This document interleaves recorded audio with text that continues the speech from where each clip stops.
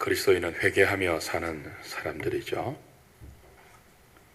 늘 회개를 강조받기 때문에 또 늘 회개해야 한다고 하기 때문에 자칫 우리에게는 회개가 익숙해질 수 있습니다.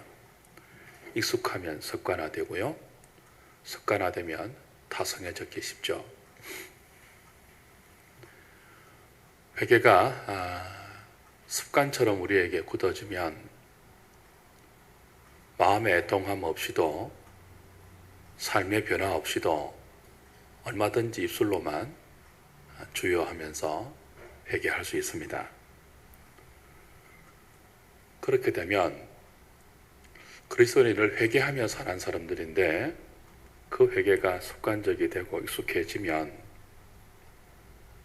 마음의 애통함과 삶의 변화 없는 회개가 우리에게 반복되면 어떻게 됩니까? 하나님의 은혜가 막힙니다. 그리스도인이 왜 늘 회개하죠? 하나님의 은혜를 누리기 위해서예요. 근데 회개가 익숙해지고 습관화되고 타성에 젖어버리면 은혜가 막히고 은혜가 막히면 우리의 심령이 황폐해집니다. 결국 성도의 심령이 황폐해지면 영적인 피폐함이 필연적으로 따라오게 되죠. 기쁨이 사라지고요. 구원의 감격이 사라집니다. 모든 것이 율법주의화되고 억지로 하는, 다른 사람과 자신을 비교하기 시작하게 되고 자신의 한 것에 대해서는 보상의식을 내세우고 남들을 정죄하는 그런 악순환이 반복됩니다. 그래서 그리스도인들이 바른 회개를 통해서 영적인 악순환을 끊고 하나님의 은혜를 유지하고 그 은혜가 우리에게 주는 기쁨의 열매를 늘 경험하고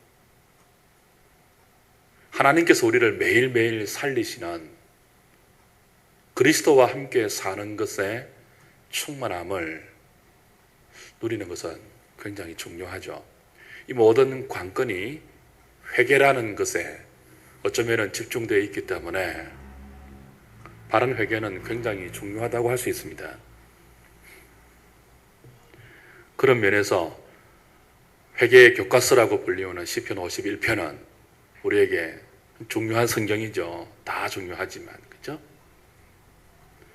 시편 51편 함께 공부해 나갈 때 혹시나 우리에게 있을지 모를 습관적인 회개가 고쳐지고 바른 회개를 회복해서 그 바른 회개를 통해서 우리에게 허락되는 하나님의 풍성한 은혜를 생명으로 만끽하는 저와 여러분 되었으면 좋겠습니다.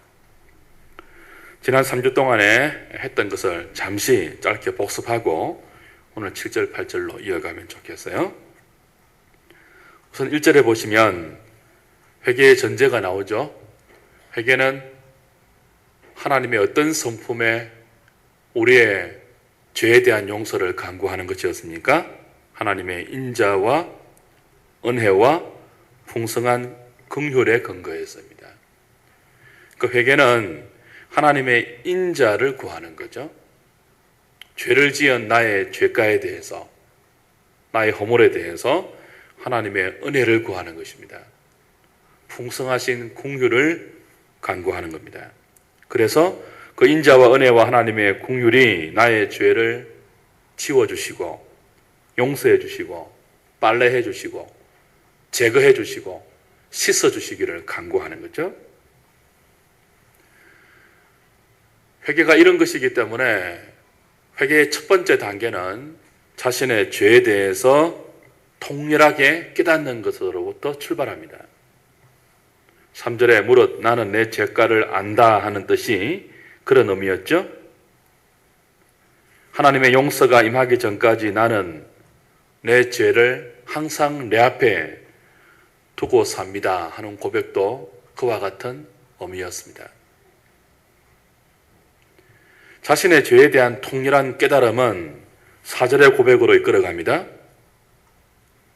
내가 지은 죄는 사람들 앞에 행한 죄이기 이전에 하나님의 목전에서 행해진 악임을 깨닫게 됩니다. 하나님의 목전에서 행해진 그 악이 하나님에 의해서 어떤 심판이 처해지고 어떤 판결이 내려진다 할지라도 그건 정당합니다. 나는 죄를 지었고 그 죄에 대한 하나님의 처분과 심판과 판결은 어려우십니다. 순전합니다. 하는 것으로 연결되죠. 죄에 대해서 변명하지 않고요. 죄에 대해서 핑계하지 않는 것입니다. 죄에 대한 이런 깨달음은 필연적으로 자신의 존재됨에 대한 처절한 탄식으로 이어집니다. 5절에 다윗이 무엇이라고 울부짖었습니까? 내가 죄악 중에 출생했습니다. 어머니가 죄 중에 나를 잉태했습니다. 자신이 저지른 그 죄 한 가지만이 아니고 그 죄를 지을 수밖에 없는 중심에 가득한 자신의 죄성을 처절하게 보고 있는 것입니다. 하나님은 중심의 진실함을 원하시지만 우리의 중심에는요, 진심 대신 무엇이 있다고요? 죄악 덩어리가 있는 거예요. 죄악 덩어리 우리 자신을 보면 우리는 어떤 반응이 나와야 합니까? 여러분 MRI를 찍었는데 여러분 몸 전체가 암 덩어리로 가득 채워져 있다고 생각을 해보십시오. 어떻겠습니까? 절망하지 않겠습니까? MRI 찍었어요. 머리부터 발끝까지 암세포로 다 덮여 있어요. 어떻게 하겠습니까? 누가 이 사망의 몸에서 나를 건져내랴 그런 탄식을 하지 않겠습니까?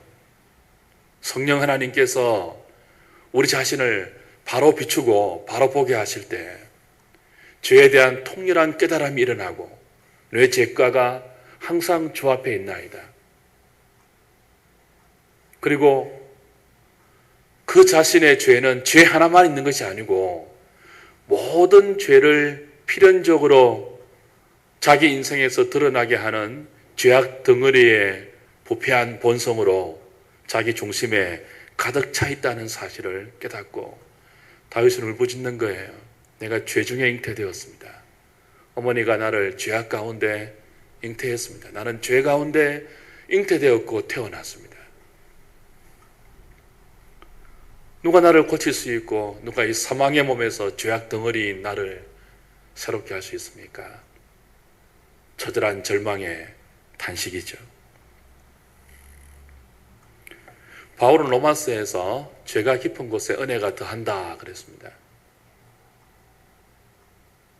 나 같은 죄인 살리신 주 은혜 놀랍다라는 찬송을 하기 위해서는요, 나 같은 죄인이라는 고백이 먼저 나와야 돼요. 그래야지 이런 자신을 살리신 주님의 은혜가 어메이징하다고 노래할 수 있는 것입니다.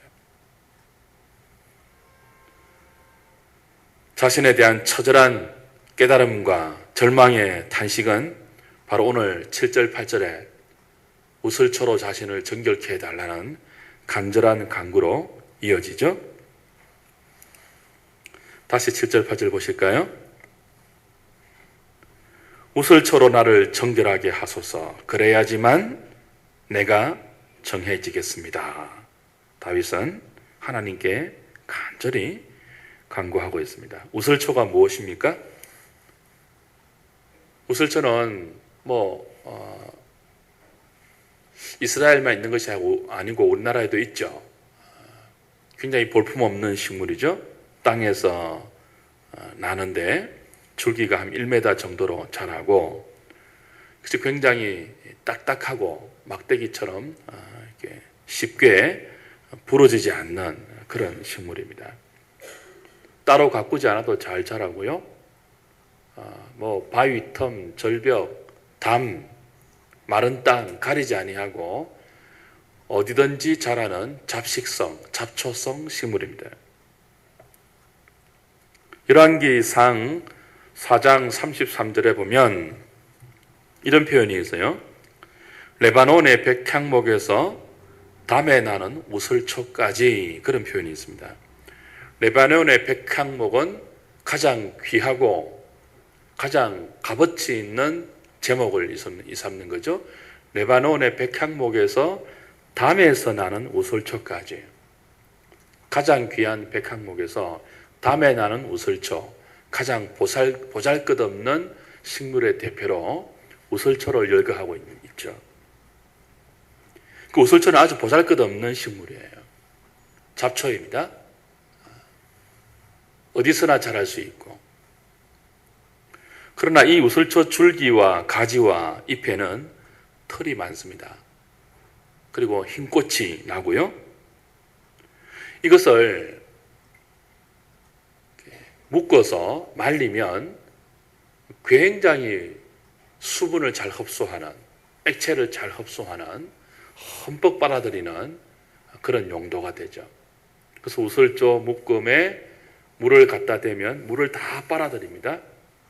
피를 담궈도 피가 다 적셔져요. 그걸 가지고 칠을 한다든지 뿌릴 때 굉장히 쓸모있게 사용되는 것이 보잘것없는 우슬초입니다. 보잘것없지만 잡초같지만 물을 뿌리거나 피를 바를 때 아주 유용하게 사용되는 거죠. 그래서 하나님은 이 우슬초를 이렇게 사용하라고 명령을 하셨어요. 출애굽기 12장 잠시 보실까요? 출애굽기 12장 21절부터 첫 유월절 때 하나님이 이런 규례를 주십니다. 모세가 이스라엘 모든 장로를 불러서 그들에게 이르되 너희는 나가서 너희의 가족대로 어린 양을 택하여 유월절 양으로 잡고 22절 뭐라고 되어 있죠? 우슬초 묶음을 가져다가 그릇에 담은 피에 적셔서 그 피를 문 임방과 좌우 설주에 뿌리라 그랬습니다. 그릇에 어린 양의 피를 담아요. 그리고 그 피를 이제 문 임방과 좌우 설주에 뿌려야 되는데 어디에 적십니까? 우슬초 묶음에 피를, 어린 양의 피를 적셔서 문 임방에 뿌리고 설주에 바르는 거예요. 레위기 14장 보십시오. 출애굽기 레위기 14장 1절부터 보십시오. 7절까지 여호와께서 모세에게 말씀하여 이르시되 나병 환자가 정결하게 되는 날의 규례는 이러하니 곧 그 사람을 제사장에게로 데려갈 것이요 제사장은 진영에서 나가 진찰할지니 그 환자에게 있던 나병 환부가 나았으면 제사장은 그 정결함을 받을 자를 위하여 명령하여 살아있는 정결한 새 2마리와 백향목과 홍색 실과 우슬초를 가져오게 하고 제사장은 또 명령하여 그 새 하나는 흐르는 물 위 질그릇 안에서 잡게 하고 다른 새는 산채로 가져다가 백향목과 홍색 실과 우슬초와 함께 가져다가 흐르는 물 위에서 잡은 새의 피를 찍어 나병에서 정결함을 받을 자에게 7번 뿌려 정하다 하라. 레위기 14장 1절부터 7절까지는 나병에서 나음을 입은 자가, 나병은 가장 부정한 병이거든요. 그래서 진영 밖으로 쫓겨났단 말이죠. 나병에 걸리면. 그러다가 혹시나 나병이 나으면 제사장에게 검사를 받아야 해요. 제사장이 나병 환자를 진찰해서, 진 밖에서 진찰해서 나병이 완전히 나았으면 정결의식을 행해야 됩니다. 그 정결의식을 행할 때 어떻게 합니까? 피를 뿌리는 거예요. 피를 뿌릴 때 무엇을 사용한다고요? 우슬초를 사용하는 거죠. 우슬초를. 그 출애굽기 12장에서는 하나님의 재앙이 지나갈 때 그 재앙을 피하는 어린 양의 피를 우슬초로 찍어서 뿌렸고, 레위기 14장에서는요 나병 환자의 정결의식을 행할 때 역시 우슬초로 피를 뿌려서 정결함을 선포한 것입니다. 민수기 19장 보십시오. 또 한 경우 어떻게 사용했는지. 민수기 19장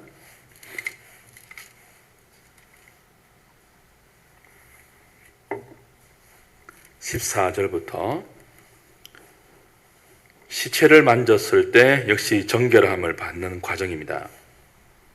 장막에서 사람이 죽을 때의 법은 이러하니 누구든지 그 장막에 들어가는 자와 그 장막에 있는 자가 이래 동안 부정할 것이며 뚜껑을 열어놓고 덮지 아니한 그릇은 모두 부정하니라. 누구든지 들에서 칼에 죽은 자나 시체나 사람의 뼈나 무덤을 만졌으면 이래 동안 부정하리니 그 부정한 자를 위하여 죄를 깨끗하게 하려고 불살은 재를 가져다가 흐르는 물과 함께 그릇에 담고, 그 다음에 18절 같이 읽습니다. 시작. 정결한 자가 우설초를 가져다가 그 물을 찍어 장막과 그 모든 기구와 거기 있는 사람들에게 뿌리고 또 뼈나 죽임을 당한 자나 시체나 무덤을 만진 자에게 뿌리되 라고 했습니다. 시체는 부정한 것으로 간주되었죠. 그래서 부정한 것을 만진 사람은 부정하며 오염되어요. 특별히 시체가 들어있는 관 뚜껑이 열려 있으면 그 공간 안에 있는 모든 것들은 다 부정하게 되어요. 그래서 그 부정함을 정결한 자가 씻어야 되는데 그때 의식이 뭐예요? 재를 섞은 물을 우슬초에 흠뻑 젖혀서 뿌리는 것입니다. 그리고 민수기 19장 20절 보시면 이런 말이 있어요. 사람이 부정하고도 자신을 정결하게 하지 아니하면 여호와의 성소를 더럽힘이니 그러므로 회중 가운데에서 끊어질 것이니라. 그렇습니다. 부정한 것, 죽음, 더러운 것, 나병, 죄로 인한 심판, 이 모든 것에서 깨끗하게 받는 정결의식의 용례로 무엇이 사용되어요? 우슬초가 사용되어요.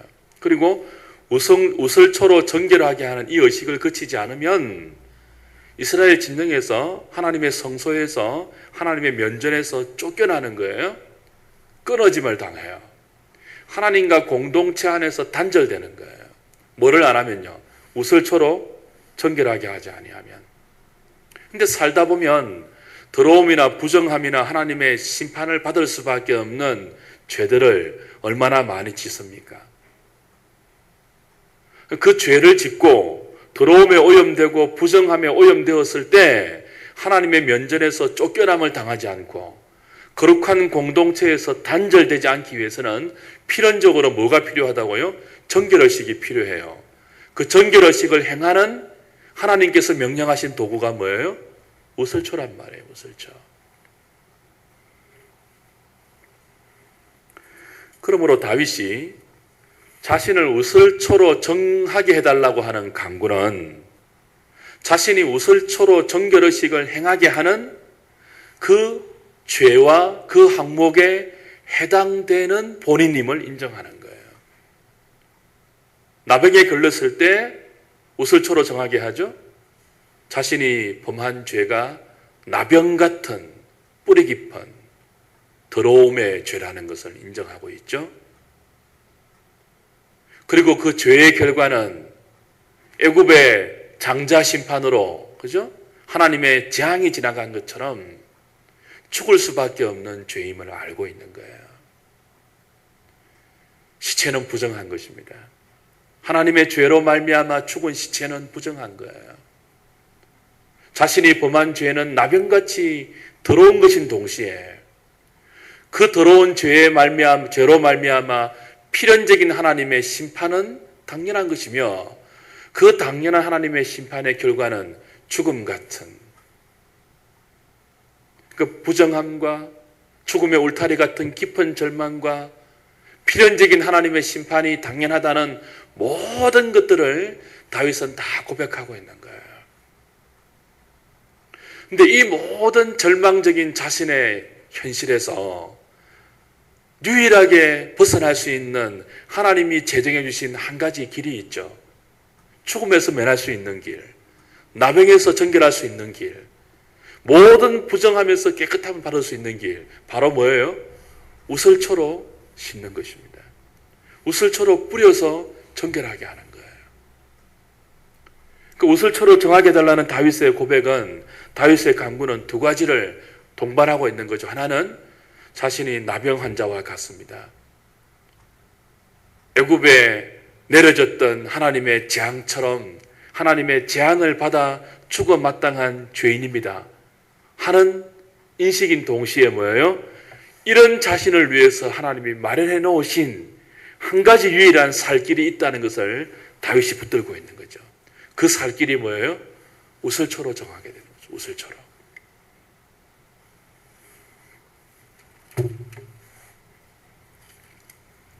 사랑하는 여러분,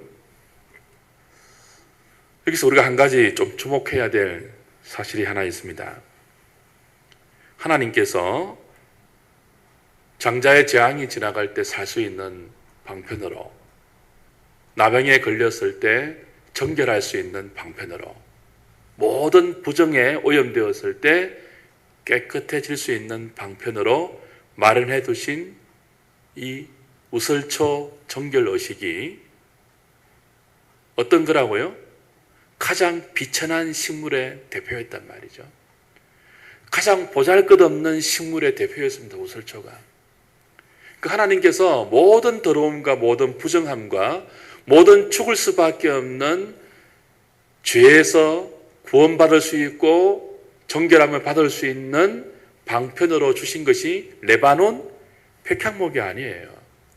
가장 비싸고 가장 화려하고 가장 아름다운, 가장 가치로워 보이는 백향목이 아니고 뭐예요? 가장 쓸모없어 보이고 아무도 돌보지 않는 잡풀, 잡초, 가장 보잘것없는 식물의 대변인격이 뭐예요? 우슬초를 사망과 더러움과 부정함에서 살아날 수 있고 깨끗해질 수 있는 유일한 하나님의 해결책으로 제시해 주신 거예요. 의미가 있죠. 무엇이 연상됩니까? 무엇이 연상되어요? 죽을 수밖에 없는 우리의 죄에서 용서받을 수 있는 유일한 하나님의 해결책이 뭐죠? 예수 그리스도 아닙니까? 예수 그리스도가 백향목 같은 분이 아니고 어떤 분으로 오셨어요? 우슬초 같은 분으로 오셨어요.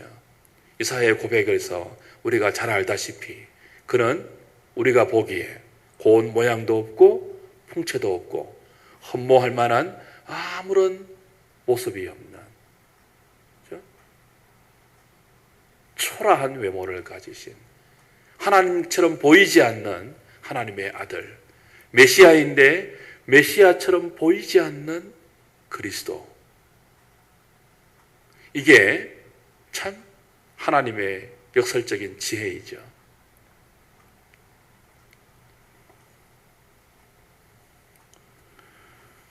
하나님께서 우리에게 보내신 구원자는 우슬초 같은 보잘것없는 외모를 가진, 그래서 사람들이 저 사람이 무슨 메시아냐 라고 나가기를 꺼려했던 그런 그리스도입니다. 볼품없이 오셔서 저주와 형벌의 상징인 나무 십자가에 달려서 피를 다 쏟으시고 물을 다 흘리신 분이 예수 그리스도입니다. 부정한, 더러운, 죽을 수밖에 없는 모든 죄를 씻고 정결하게 하는 하나님의 방편인 우슬초. 예수님은 우슬초로 오셔서 돌아가실 때 어떻게 돌아가십니까? 요한복음 19장 보시면요, 운명하기 직전에 예수님 목이 마르다고 했어요. 그랬더니 사람들이 신 포도주를 가지고 옵니다. 신 포도주를 담은 그릇을 가지고 와요. 그리고는 뭐예요?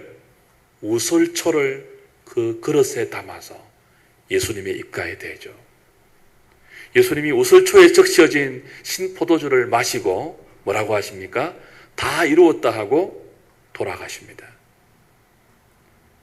구원자로서 볼품없이 우슬초같이 볼품없이 오셔서 우리의 구원을 위한 대속의 죽음을 죽을 때도요, 저주와 형벌의 상징인 볼품없는 나무 십자가에 달려서 물과 피를 다 쏟으시고 당신의 물과 피를 그릇에 담긴 우슬초로 적실 그 피로 다 쏟아주시고 다 이루었다 하시기 전에 뭐 한다고요?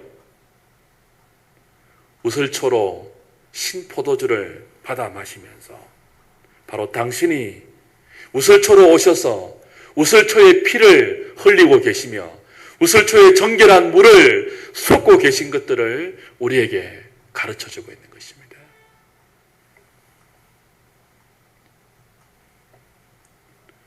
문둥병을 정결케 하는 우슬초의 정결옷이 하나님의 무서운 심판을 유월하게 하는 구원의 우슬초에 뿌린 피,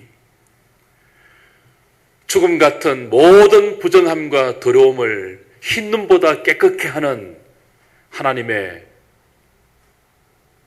용서함의 능력은 우슬초로 오신 그리스도의 몸과 그분의 죽음과 그분의 고난을 통하여서 그 고난의 절정체인 물과 피를 통하여서 오늘 우리에게 믿음을 통하여 시편 51편의 저자 다윗의 고백처럼 우슬초로 나를 정하게 하소서. 그것이 오늘 우리에게는요, 우슬초 대신 그리스도의 보혈로, 그 은혜로 나병 같은 나를, 죽음 같은 나를 이 더러움과 부정에서 건져주시고 깨끗게 해주십시오. 그렇게 적용되는 거죠.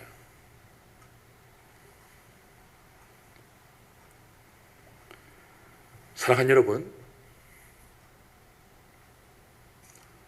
어떤 더러움도, 어떤 부정함도, 어떤 무서운 재앙도 하나님이 마련해 놓으신 살 길로 접어설면 살 수 있고 깨끗해질 수 있는 것입니다. 그것이 구약에서는 뭐였다고요?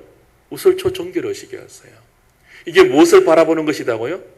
십자가에서 우슬초에 적셔진 신포도주를 마시고 다 이루었다 하고 돌아가신 그리스도의 순환에 연결되어 있는 거죠. 그러므로 누가 이 사망의 몸에서 나를 건져내랴, 처절한 자기 자신에 대한 인식을 가진 자가 이 신약 시대에 부를 수 있는 유일한 부르짖음은 뭐예요? 그리스도여, 죄인 중에 괴수인 나를 살려주십시오. 그리스도여, 우슬초 대신 당신의 몸에서 흘려주신 피로, 당신의 몸에서 흘려주신 물로 나를 빨래해 주시고 씻어주시고 정하게 해주십시오 라고 간구할 수 있는 거죠. 어떤 죄인이라 할지라도 아무리 절망적인 사람의 탄식이 있다 할지라도 우슬초로 오신 그 우슬초에 적셔져서 뿌려지는 피를 흘리기 위해서 볼품없는 육신을 입고 오신 그리스도를 믿는 믿음으로 십자가 앞에 서는 자는 살 수 있는 것입니다. 정하게 될 수 있는 것이고요. 하나님의 심판이 지나가게 할 수 있는 것입니다. 그래서 주의 이름을 부르는 자는 구원을 얻는 거예요. 누구든지 주의 이름을 부르는 자는 구원을 받는 거죠. 정결함을 얻는 것입니다. 주의 이름을 부르는 자는 주님이 누구이기 때문에요. 우슬초로 오신 분이기 때문에. 놀라운 것은 8절의 고백입니다. 다윗은 우슬초로 자신을 정결하게 해달라고 간구하고 나서 8절에 이런 고백을 합니다. 내게 즐겁고 기쁜 소리를 들려주십시오. 주께서 꺾으신 뼈들도 즐거워하게 해주시기를 바랍니다. 그렇게 말하고 있습니다. 지금 우슬초로 자신을 정하게 해달라는 이 기도는 얼마나 간절한 기도입니까? 얼마나 처절한 기도예요? 죄인 중에 괴수라는 이 탄식 앞에 자신의 중심에 죄악 덩어리인 자신을 보는 그 처절한 몸부림 앞에 하나님이 마련해 주신 그 해결책 외에는 구원받을 길이 없고 깨끗함을 받을 길이 없다는 그 몸부림으로 우슬초에 회개를 하고 있습니다. 그 회개의 자리에 즐거움이 어울립니까, 여러분? 처절하게 몸부림치는 눈물 콧물 다 흘리면서 이 길 외에는 살 길이 없습니다. 부르짖고 붙잡고 있는 그 처절한 현장에서 기쁨과 즐거움이 어울립니까? 이게 매치가 되는가요? 내게 즐겁고 기쁜 소리를 들려주십시오라고 할 때 이 즐겁다는 말은 심하라는 히브리 단어예요. 한때의 즐거움이 아니고 속에서부터 깊이 우러나와서 지속되는 즐거움을 뜻하는 단어인데 주로 축제 때 사용되었던 단어입니다. 잔치 때. 일회성 잔치가 아니고 매일매일 진행되어야 하는, 지속되어야 하는 잔치의 그 즐거움을 표시할 때 심화라는 히브리 단어를 썼어요. 그리고 이 즐거움은 흔히 손뼉 치는 거, 노래하는 거, 춤추는 거, 기뻐하는 거, 이런 것들과 동반되어서 나오는 표현들입니다. 너무너무 즐겁기 때문에 잠깐 즐거워하고 그치는 것이 아니고 속에서부터 그 즐거움이 막 배어져 나와서 무엇으로 연결되는 거예요? 손뼉 치고 노래하고 춤을 추는 것으로 연결되는 단어, 심화. 여러분 상상을 해보십시오. 몸부림치고 눈물 콧물 다 쏟으면서 하나님, 나는 죽을 죄인입니다. 나병 걸린 죄인입니다. 하나님의 심판을 받을 수밖에 없는 죄인입니다. 그래서 죽음처럼, 시체처럼 관안에 들어가서 모든 것을 부정하게 만드는 부정 자체입니다 라고 깨닫고 하나님의 해결책 앞에서 그냥 그 하나님의 은혜만을 요구하면서 무한한 자비와 인자와 긍휼만을 요구하면서 그렇게 우슬초로 정하게 달라는 그 처절한 자리에, 그 긴박한 자리에 뭐가 나온다고요? 춤추고 손뼉치고 기뻐하고 즐거워하는 이 장면이 어울리지 않지 않습니까? 도무지. 어떻게 이게 가능한 거예요? 정신이 나간 것도 아닌데, 그렇죠? 그러나 이것이 우슬초 회개가 주는 놀라운 기적입니다. 예수 그리스도의 용서와 은혜의 결과가 바로 이거예요. 이거. 십자가 밑에 나가서 나를 위해서 그 저주의 십자가를 지신 그리스도의 은혜 앞에서 그 은혜가 얼마나 큰지, 내 죄도 얼마나 큰지를 알잖아요. 우리가 다윗처럼, 자신이 나병 환자처럼 죽어서 시체가 되어 관안에 있는 모든 것을 부정하게 만드는 썩고 부패한 자신의 깊은 부패성을 깨닫고, 자신에게 있는 것은 애굽의 그 하나님의 재앙이 지나가는 것처럼 하나님의 심판이 지나갈 수밖에 없는데, 그죠? 그럼에도 불구하고 그런 자신을 하나님 앞에 내어놓으면서 하나님의 자비와 인자와 풍성하신 긍휼을 요구하면서 우슬초로 정하게 달라고 간구하고 나아갈 때 이상한 일이 일어난다는 거죠. 어떤 일이 일어난다고요? 그 처절한 자리에 자신이 죽을 놈이라고, 누가 이 사망의 몸에서 나를 건질 수 있습니까? 내가 문둥병자입니다. 내가 죽어야 할 죄인입니다. 하나님, 나를 100만 번 죽여도 하나님의 그 심판은 어렵고 순전하신 심판입니다. 그러나 만약 하나님 나를 불쌍히 여기신다면 우슬초로 나를 정결케 해 주십시오. 이 긴박한 시간에, 용서해 주지 않으면 끝나는 그 시간에 시인은 바로 무엇을 기대하고 있다고요? 춤추고 즐거워하고 노래하고 기뻐하는 하나님의 용서와 용서받은 자신의 구원의 기쁨을 동시에 기대하고 있는 것입니다.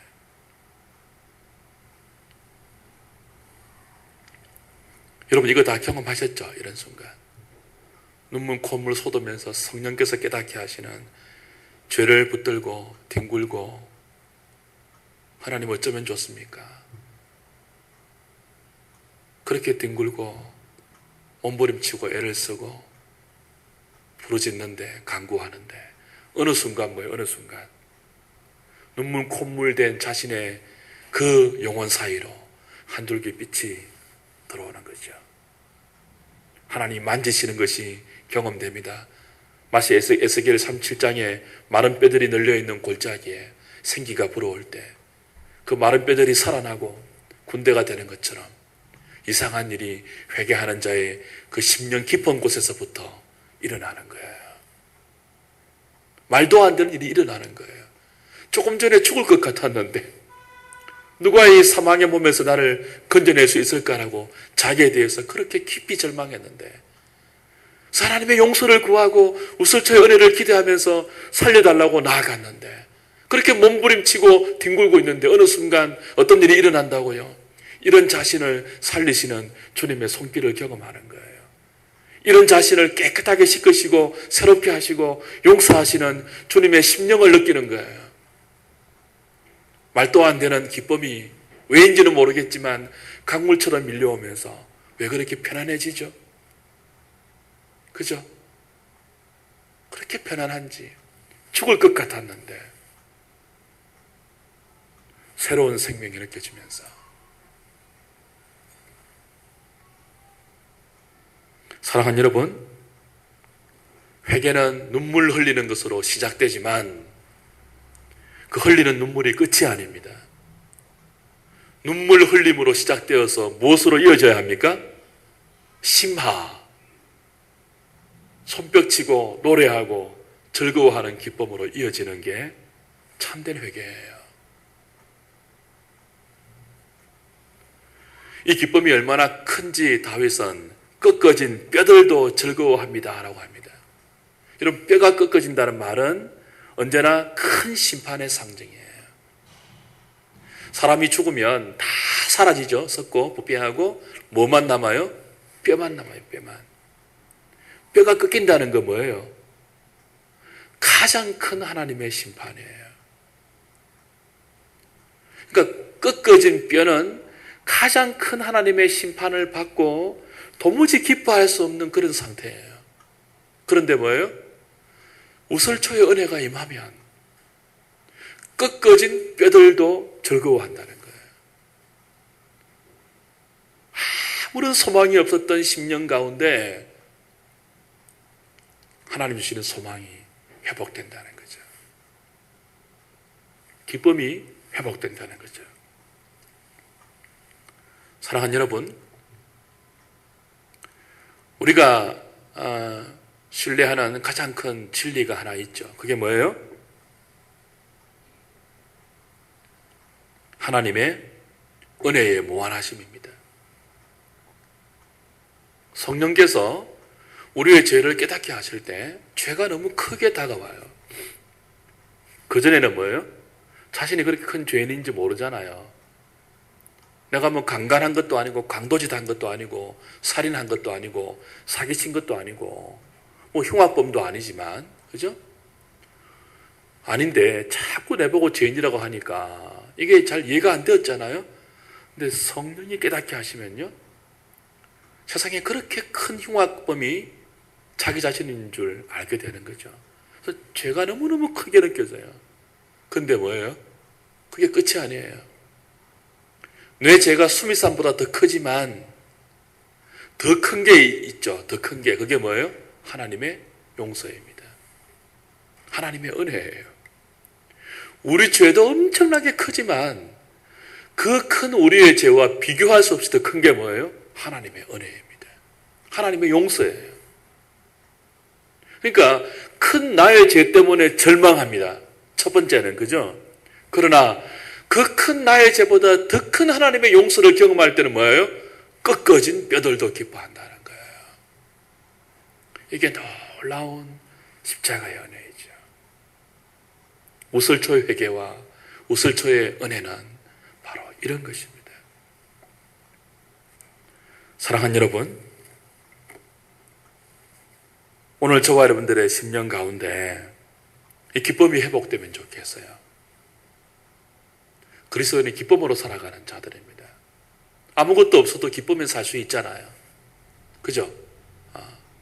사람이 아무것도 없어도 기쁨에는 걱정이 안 됩니다. 살 수 있습니다. 그러나 모든 것을 가져도요, 심령의 근심이 찾아오면 마르기 시작합니다.